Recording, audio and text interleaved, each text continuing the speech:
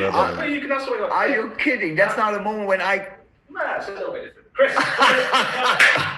Sorry, I don't make the rules, huh? No. So I just follow. Don't say that. Chris. Okay. My God. Are you kidding me? 10:30 this evening, people will be responsible. Everything is under embargo until 10:30. Chris, fire away. Get us out of this. Okay. Sorry for wasting your time in the first place. Is it too early? Oh God, I don't know. Shall I ask? Come on. Is it too early to see this as a game between two title contenders? It's game 2. I mean, obviously everyone expects that Liverpool going to be up there again, but do you see this as a game against the title contender? Yeah, no, it's too early. It's too early because it's not about what we should achieve with the squads we have and things like this, but you don't become a title contender because of the players you have or your own name or whatever. It's about how you play football, and you have something like this has to develop, and that's nothing what I only think a second about. What I know is that Chelsea is... I am in England 5 years, all the games with different managers, stuff like, but always incredibly difficult because they're just good. So, and this year not to forget, they lost 2 players as well with Pedro and Willian. Really decisive players in the last few years, really good players, but they brought in just some really good players. We all know that. And so I expect them to do really well. I expect us to do really well in the season as well. But this is now not about title contender against title contender. It's like it's 2 good football teams who have to make sure that,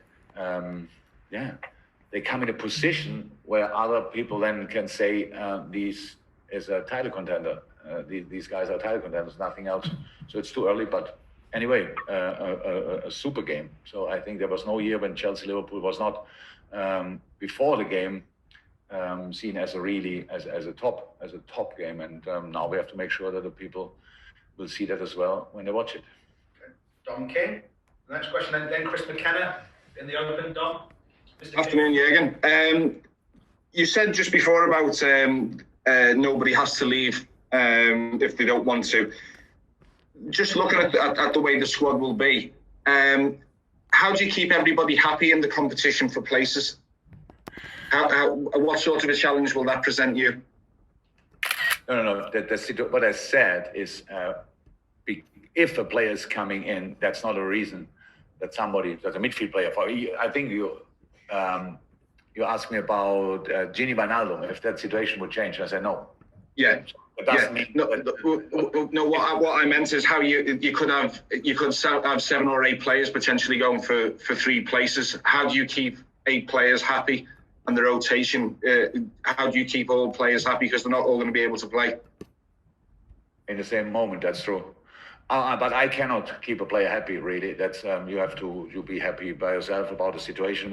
I'm not really worried about that. It's clear if we have more than 3 midfield players, for example, and we play 4-3-3, then a couple of players, that was always the case, will not start. Some will come on, some will not be have the opportunity to come on or are not in the squad for a match day. That's how it is.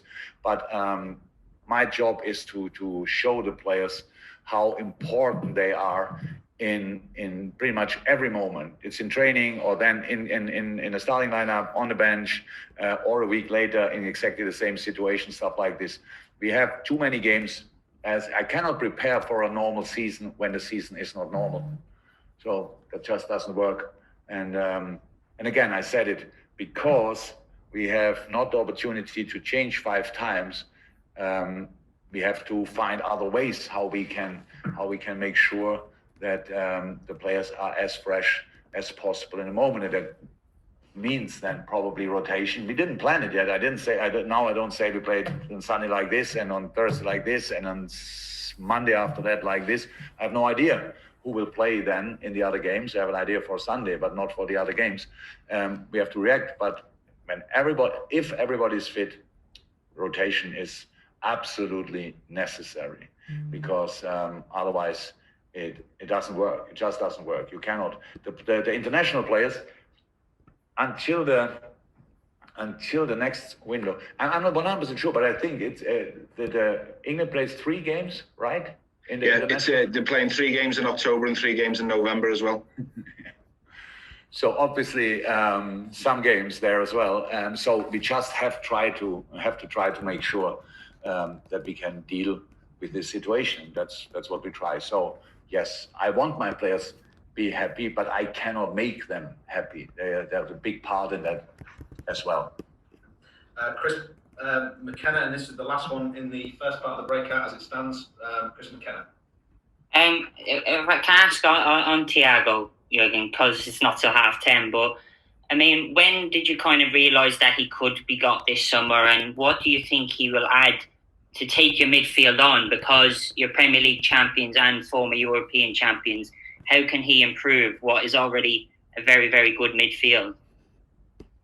And now I can speak like it. Yes. Sorry, I'm a bit too silly for that situation. I'm not sure we had that before. So it's 10:30 at night.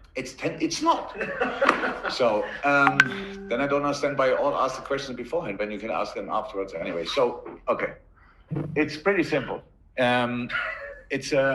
He is, and nobody would see that in a different way, an absolutely exceptional player. And you are right.